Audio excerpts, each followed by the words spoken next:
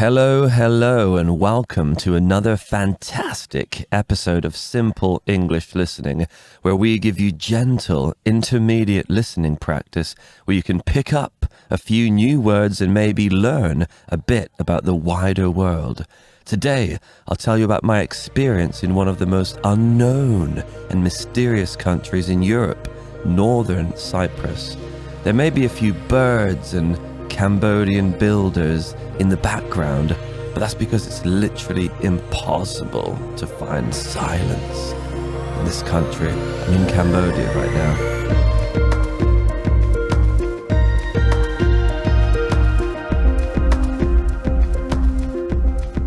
New vocabulary today includes pomegranate, border, angelic, eccentric, gamble, cuisine, cheek, harbour, and more. Remember, you can change the speed of the podcast to make it easier or more difficult on Spotify and Castbox. So, Cyprus is a small island in the Mediterranean, south of Turkey, just left of Syria, Lebanon, and Israel, about 60 to 90 kilometers from these places in the Mediterranean Sea. It's its own country. Cyprus is split into two countries, South Cyprus and North Cyprus. There is a big line going through the middle of the country to split it into two. And North Cyprus is a jewel, a treasure of a place. It is completely unique, and it seems, unfortunately, not many people visit there. I've heard that before COVID, South Cyprus had about 4 million tourists per year. However, North Cyprus only has 200,000 tourists per year, but Northern Cyprus is the best one. Only 200,000 people go to the north. Cyprus is split into two parts, the northern Turkish half and the southern Greek half, and they are culturally completely different. I was amazed at how different they were. I stayed in the southern Greek half of Cyprus for about 6 weeks, and I thought to myself, well, this is okay, but it's a little bit boring, boring and dull, to be honest. But then I went to the north of Cyprus, and everything changed. I went to North Cyprus for about a month. The border between the two countries, the border meaning the line between two countries, the border between the two countries is right in the middle of the main high street in the biggest city, the capital city, Nicosia. The border is right in the middle of the main shopping area. I walked through the border with my passport and PCR test, and I looked around. McDonald's and Starbucks and shiny Western capitalism on the South Greek side. And on the other side, the Turkish side, Turkish kebabs, Turkish coffee, and Turkish old men with hats and mustaches deep in conversation. It was like walking into Sarajevo, or maybe like a poorer Turkish city. The buildings were crumbling, were falling apart. Many of the buildings were abandoned, windows smashed. There was graffiti everywhere, so spray paint all over the walls. There were many bullet holes everywhere from the war in the 1970s. But between these things, there were charming, beautiful cafes, old town cobblestone streets, and small bars, dive bars, hole-in-the-wall bars, passionate folk music, and superb food. There was so much raw character there in North Nicosia, in Northern Cyprus. It did make an impression on me. Suddenly, when you walk across the border, the culture completely changes. Instantly. The main language spoken is different. All the signs and street names are in Turkish. The people even look a little bit different. The religion is different, and there's a different spirit to the place. And this is a place that mainstream society and tourism seems to have forgotten about. I went to a local bar called Acrobat. It became my local bar. I went there a few nights and it had the same people in every night, and I got to know them, made friends. So I went to the local bar and noticed that nobody was wearing masks or doing COVID restrictions at all, compared to the south of Cyprus, where they took COVID restrictions very seriously indeed. I sat at the bar. The bar lady was a Turkish, young, feminist, lesbian, arty kind of person. Masks, she says? Why masks? There's no COVID in Northern Cyprus, she said confidently. Well, this was hilarious because in the south of Cyprus, they were so anal about COVID. In the south of Cyprus, you couldn't stand up in a bar without a mask. It was all table service. You couldn't do this without a mask, couldn't do that without a mask. They always checked your temperature, etc. And this was about 2 months ago during Omicron. But in Northern Cyprus, nobody gave a fuck. They really didn't. I went to a concert there and there were hundreds of people, bar staff, waitresses, 0 masks, 0 COVID checks. Northern Turkish Cyprus is significantly poorer than southern Greek Cyprus, and people make much less money. You know this just by walking around in the streets and seeing the houses and the roads. In the north, you see, they have a much lower salary. According to Cyprus Today, the average salary in the southern Greek part of Cyprus is about $32,000 per year, while the average income in northern Cyprus is only $9,000, which is a difference times about 3. So the northern Cypriots make significantly less money. Actually, after walking through North Nicosia, I would say that some people are possibly living in real poverty. Poverty, actually. Definitely by European standards. Also, everything is even cheaper in northern Cyprus because there they use the Turkish lira instead of the euro. The Turkish lira has lost about half of its value over the last 2 years. The Turkish lira has suffered from inflation recently and is much weaker than the euro. Yeah, lots of people in northern Cyprus use cryptocurrencies, and there are many places to buy Bitcoin, and lots of shops accept payments in Bitcoin. Also, they change their money into euros, dollars, and gold, silver, because they have lost trust in the Turkish lira. It is no longer safe to keep their money in this currency, the lira. A delicious, very delicious meal of kebab meat and lots of side dishes, hummus, etc. in northern Cyprus in a restaurant was only $5-6. Actually, it's one of the cheapest places, with a glass of wine too. It's one of the cheapest places I've ever been to eat out in. And I mean, I used to live in Vietnam. It was very cheap. And I'm very experienced in various countries in Asia, Middle Asia, the subcontinent, India, all across Southeast Asia.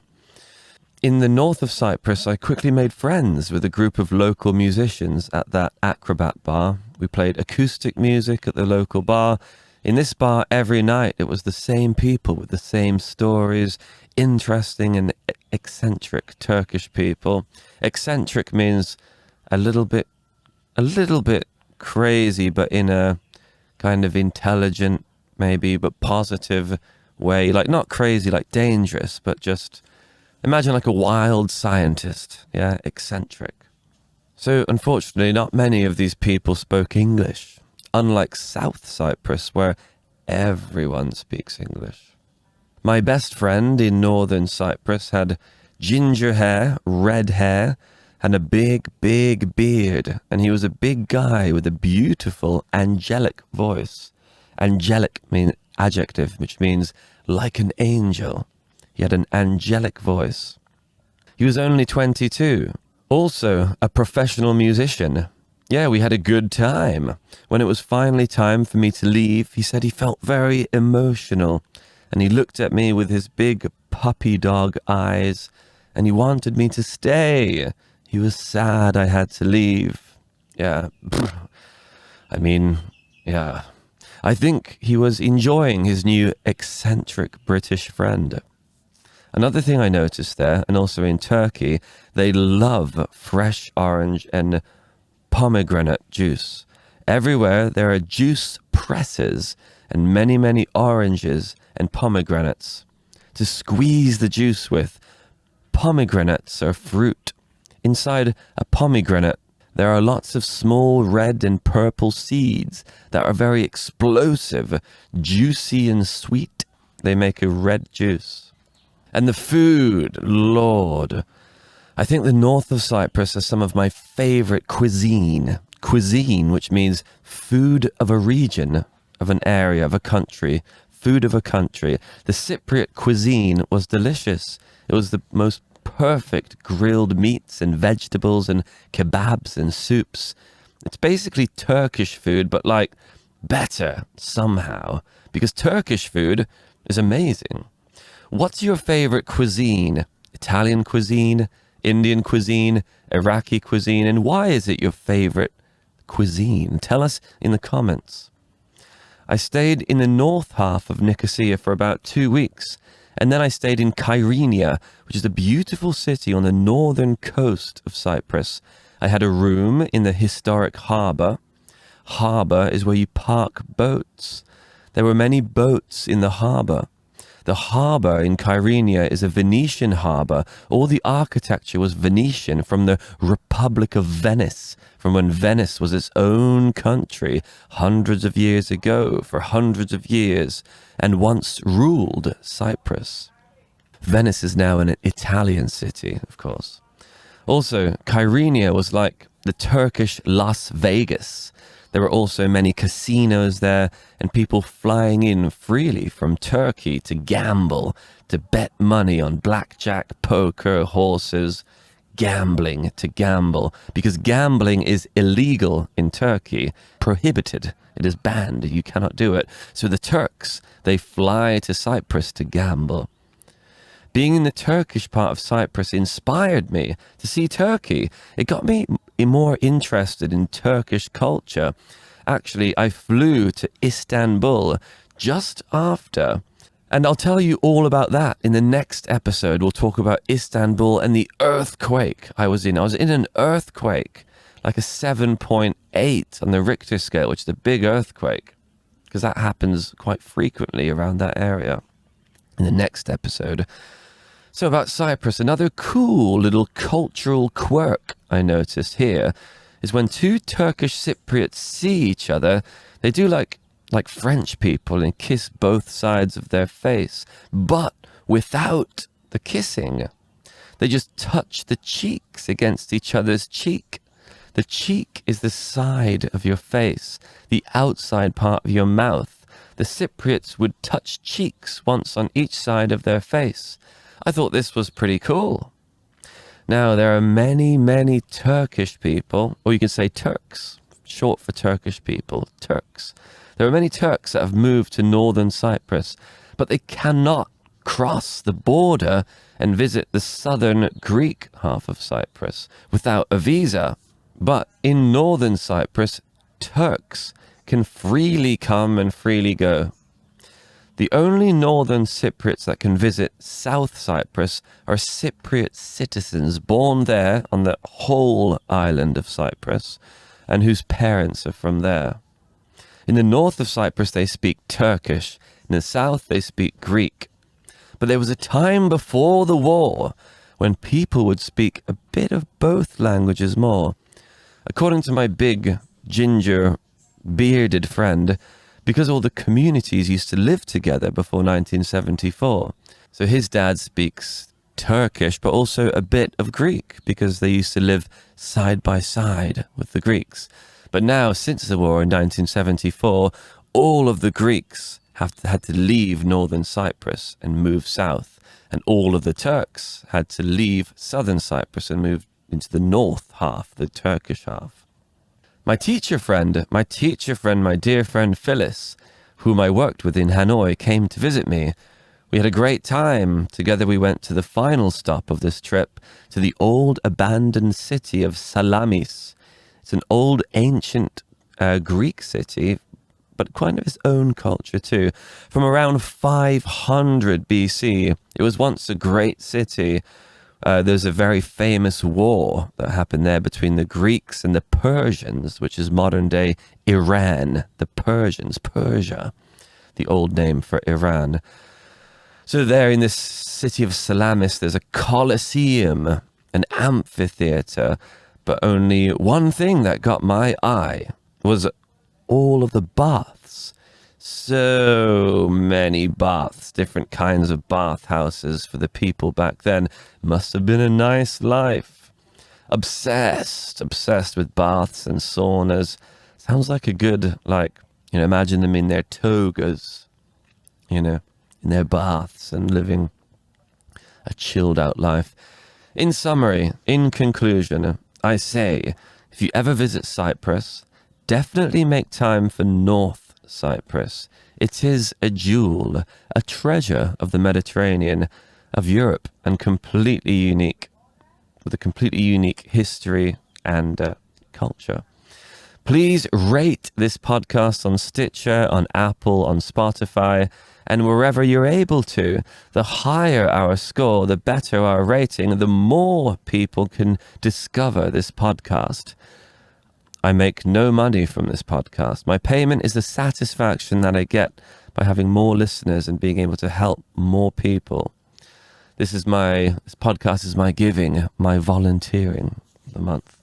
Take care, beautiful people, and it's always a pleasure, and see you next time.